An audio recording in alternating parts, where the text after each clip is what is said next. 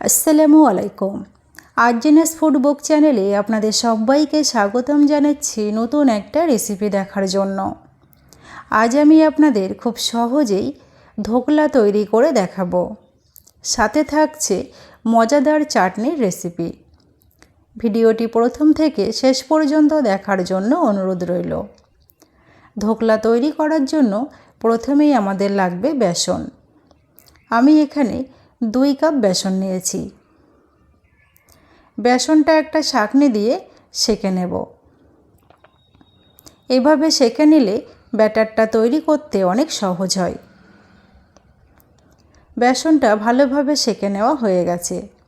এখন আমি এখানে দিয়ে দেব 2 চামচ চিনি, অল্প পরিমাণ লবণ, 1 চামচ সাইট্রিক অ্যাসিড, 1 চামচ জিঞ্জার পাউডার, 1 চামচ কুচানো কাঁচা লঙ্কা, 1 চামচ সাদা তেল, আর দিয়ে দেব 1 কাপ জল। আমি 2 কাপ বেসনের জন্য 1 কাপ জল দিয়ে দিলাম।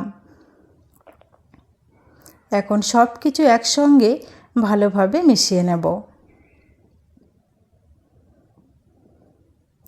ধোকলার এই ব্যাটার একই দিকে ঘুরিয়ে ঘুরিয়ে 4 থেকে 5 মিনিট এভাবে ফেটিয়ে নিতে হবে। এভাবে 4 থেকে 5 মিনিট ফেটিয়ে নিলে ধোকলাটা অনেক স্পঞ্জি তৈরি হবে। ব্যাটারটা ভালোভাবে তৈরি হয়ে গেছে। এখন ঢাকনা দিয়ে ঢেকে 20 মিনিটের জন্য রেখে দেব। 20 মিনিট পর ঢাকনাটা খুলে নেব।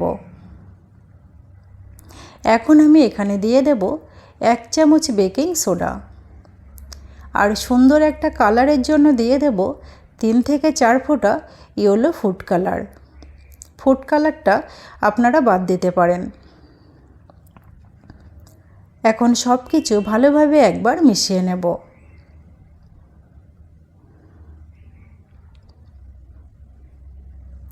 এখন একটা কেক মোল্ডের মধ্যে 1 চামচ সাদা তেল দিয়ে এভাবে ব্রাশ দিয়ে চারিদিকে লাগিয়ে নেব। তাহলে ধোকলাটা তৈরি হবার পর খুব সহজেই উঠে আসবে।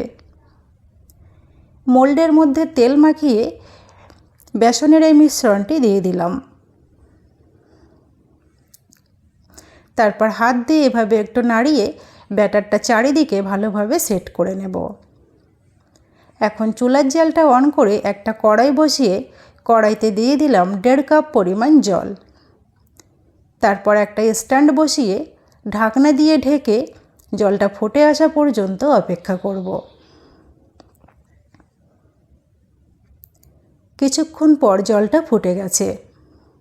এখন ঢাকনা খুলে ধোকলার এই পাত্রটি বসিয়ে দিলাম। তারপর ঢাকনা দিয়ে লো টু মিডিয়াম ফ্লেমে 30 মিনিটের জন্য রেখে দেব। 30 মিনিট পর ঢাকনাটা খুলে একটা স্টিক দিয়ে দেখে নেব। যদি স্টিকের গায়ে ব্যাটারটা লেগে থাকে তাহলে ধোকলাটা ভিতরে কাঁচা থাকবে। স্টিকটা পরিষ্কার আছে, তার মানে ধোকলাটা পুরোপুরি হয়ে গেছে। এখন আমি চুলার জালটা বন্ধ করে এটা ঠান্ডা করে নেব। ঠান্ডা হলে একটা ছুরি দিয়ে এভাবে মোল্ডের চারপাশ থেকে একটু ঘুরিয়ে নেব। তাহলে খুব সহজেই ধোকলাটা উঠে আসবে। এভাবে ছাড়িয়ে নিয়ে একটা প্লেটের মধ্যে ধোকলাটা নিয়ে নিলাম। এখন একটা ছুরি দিয়ে আপনার পছন্দ মতো যে কোনো শেপ করে কাটতে পারেন।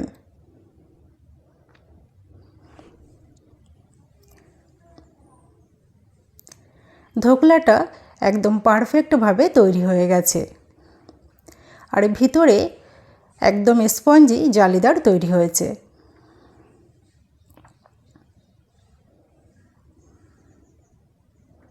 এখন আমি চুলায় একটা প্যান বসিয়ে দিয়ে দেব 1 চামচ সাদা তেল। তেলটা গরম হলে দিয়ে দেব 1 চামচ কালো সরিষা, 3টে কাঁচা লঙ্কা মাঝখান থেকে কেটে দিয়ে দিলাম, আর দিয়ে দিলাম 1 মুঠো কারি পাতা। 30 থেকে 40 সেকেন্ড এগুলো একটু ভেজে নেব।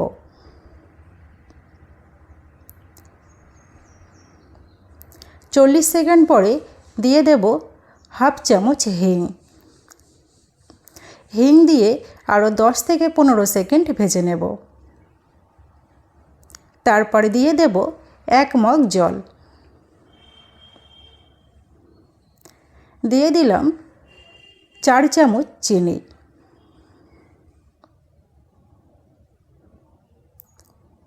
আর অল্প পরিমাণ লবণ। এখন সব কিছু মিশিয়ে ভালোভাবে ফুটিয়ে নেব। কিছুক্ষণ পর জলটা ফুটে গেছে আর চিনিগুলোও ভালোভাবে গলে গেছে। এখন চুলার জালটা বন্ধ করে দিয়ে দিলাম 1 চামচ লেবুর রস। তারপরে এই মিশ্রণটি ঠান্ডা হলে ধোকলার উপরে এভাবে ছড়িয়ে দিলাম। তৈরি হয়ে গেল দারুণ স্বাদের ধোকলা রেসিপি। এখন আমি ধোকলার জন্য চাটনি তৈরি করে দেখাবো। তার জন্য একটা কড়াইতে দিয়ে দিলাম 1 চামচ গোটা ধনে, 1 চামচ মরিচ, 1 চামচ জিরে, 1 চামচ মৌরি আর দিয়ে দিলাম 3টি এলাচ। এখন মিডিয়াম ফ্লেমে 1 মিনিট ভালোভাবে ভেজে নেব।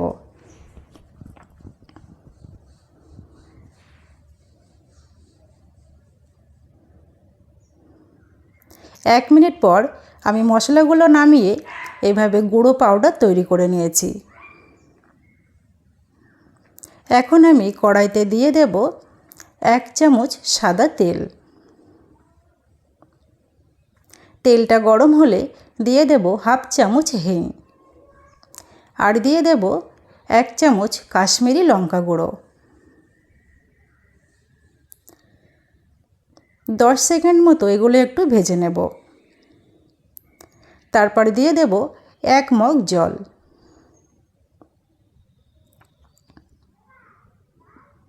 এখন দিয়ে দিলাম 1 কাপ চিনি, হাফ চামচ বিট লবণ আর দিয়ে দিলাম 3 চামচ তেঁতুলের পাল্প। এখন সব কিছু একবার ভালোভাবে মিশিয়ে ফুটে আসা পর্যন্ত অপেক্ষা করব। কিছুক্ষণ পর জলটা ফুটে গেছে আর চিনিগুলোও ভালোভাবে গলে গেছে। এখন আমি এখানে যে ভাজা মশলাটা তৈরি করে রেখেছিলাম সেটা দিয়ে দিলাম আর দিয়ে দিলাম 1 চামচ চারমগজ। এখন সব কিছু ভালোভাবে মিশিয়ে আরও 2 মিনিট রান্না করব।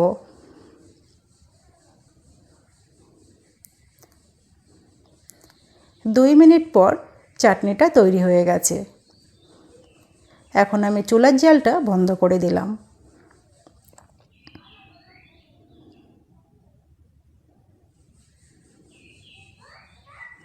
তৈরি হয়ে গেল দারুণ স্বাদের ধোকলা ও চাটনি রেসিপি।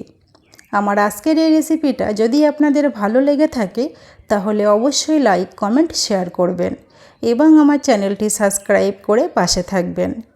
সবাই ভালো থাকবেন, সুস্থ থাকবেন।